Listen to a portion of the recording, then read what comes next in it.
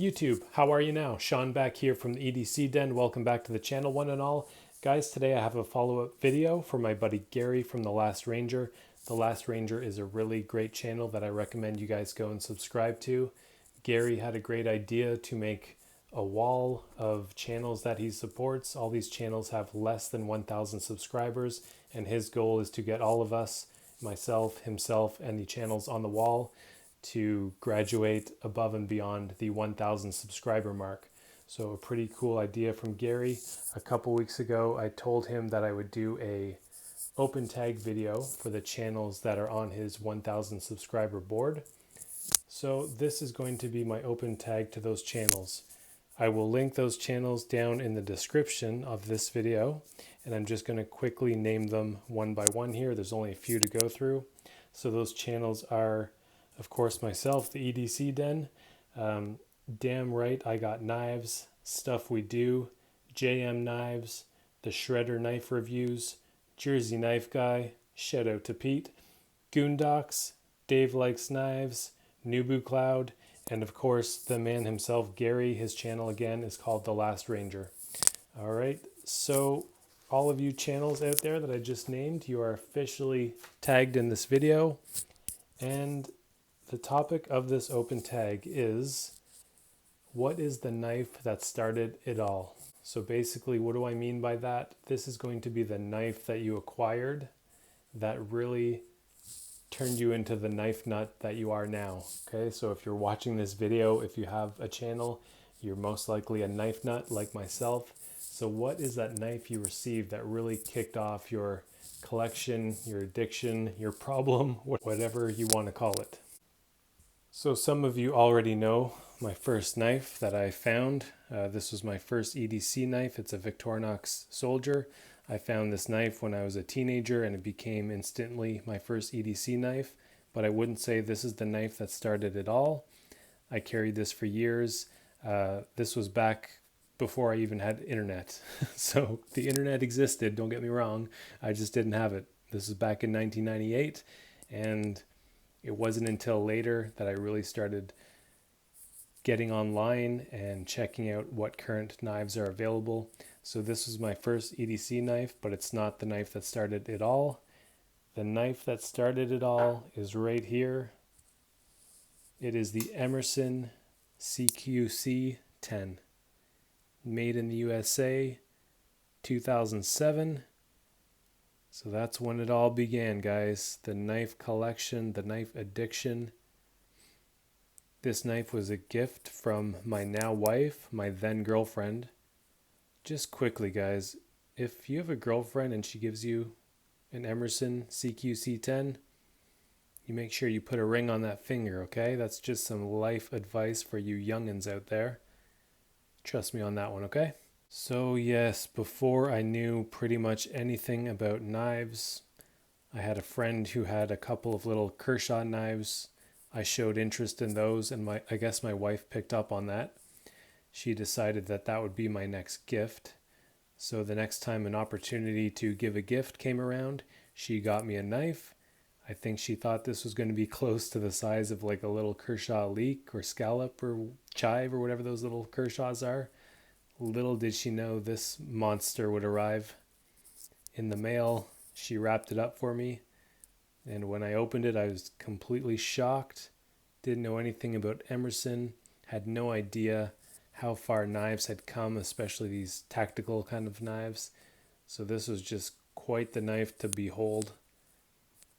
It impressed the holy crap out of me, and I just had to know more about Emerson. It led to other Emerson purchases. I started getting into Spyderco's, all that good stuff. So this is the knife that kicked it all off in 2007.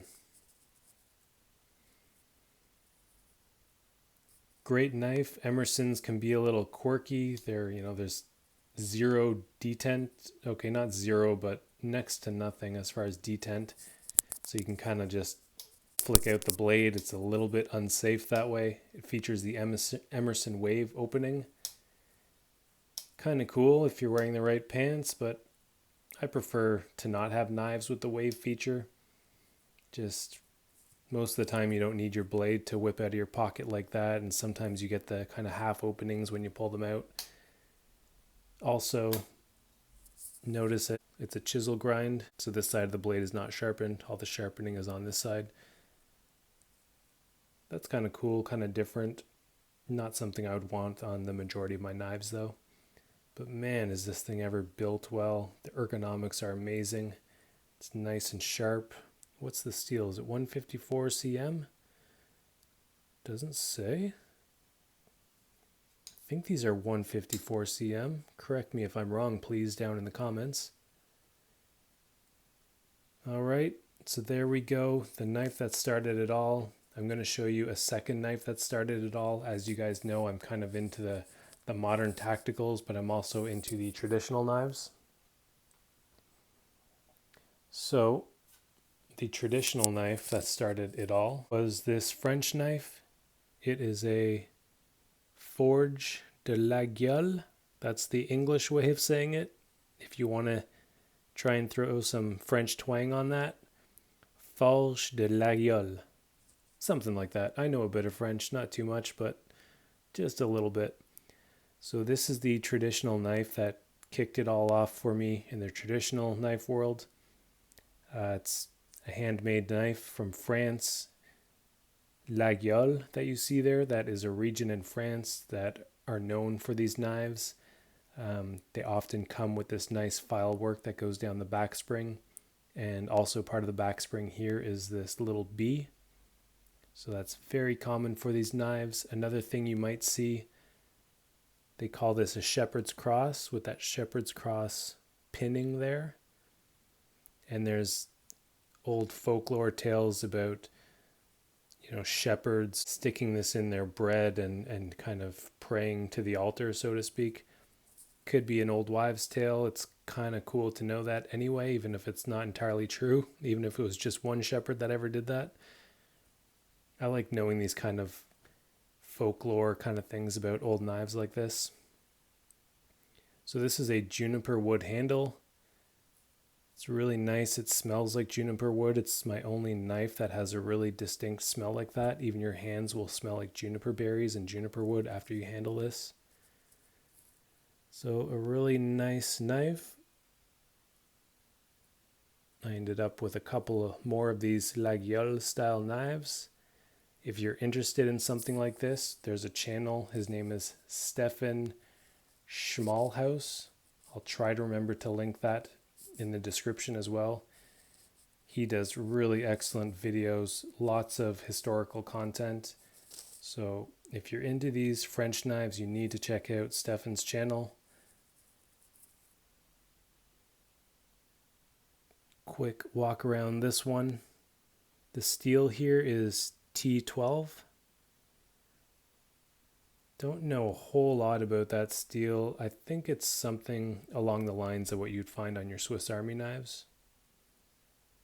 Fairly easy to touch up. It's probably not going to last the longest, but easy enough to touch up the edge. This one's still nice and sharp. I've had this for many, many years, over 10 years. Nice brass bolsters. It's not like you'd see on a buck 110 or a buck 112 where the brass liners are actually part of the bolster. You can actually see that. You can see some separation there. So it looks like the bolsters are a separate piece.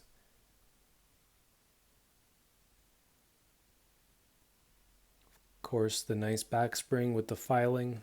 This is custom done by whoever put this knife together. It's almost like a signature, and you can look up online, try and find the similar pattern and find out who made your knife. Really nice pins, everything's nice and smooth. You can see the handle swells a bit in the middle. Really comfortable. You can get all your fingers on there. These knives typically come in two sizes. This is the smaller of the two sizes.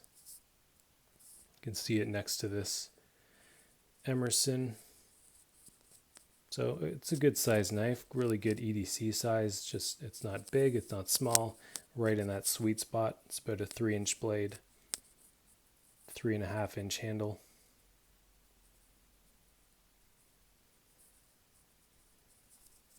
Extremely snappy on the close. That spring just wants to snap it shut like a guillotine.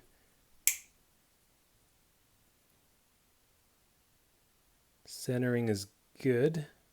Very good. Let's see if that fell naturally.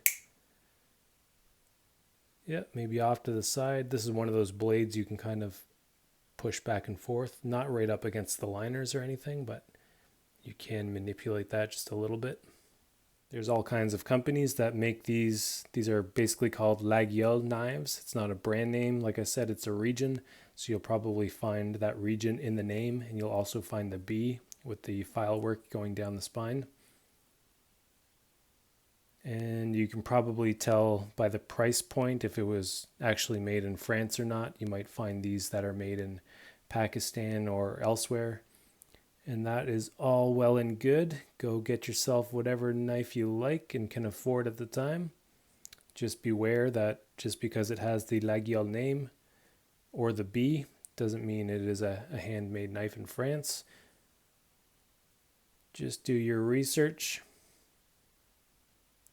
Find a company that you like and trust and a knife that you like and trust and go for it. So there we have it. The knives that started it all. I hope we get some replies from the wall on the Last Ranger's channel. Again, please subscribe to as many of those channels as you can. They will be linked down below in the description. Thanks again, Gary, for continuing to support the channels on your board. Really looking forward to Peter, Jersey knife guy, Peter. He's been in the knife game for a long time. I would like to see what you come up with, Peter, as your knife that started it all. And all the rest of you as well. Love to see your replies on this. All right, guys, so I'll be checking in to see if you did your homework, everybody. All right, we're dragging on a bit here. I will let you guys go. Have a great night, everybody. Take care.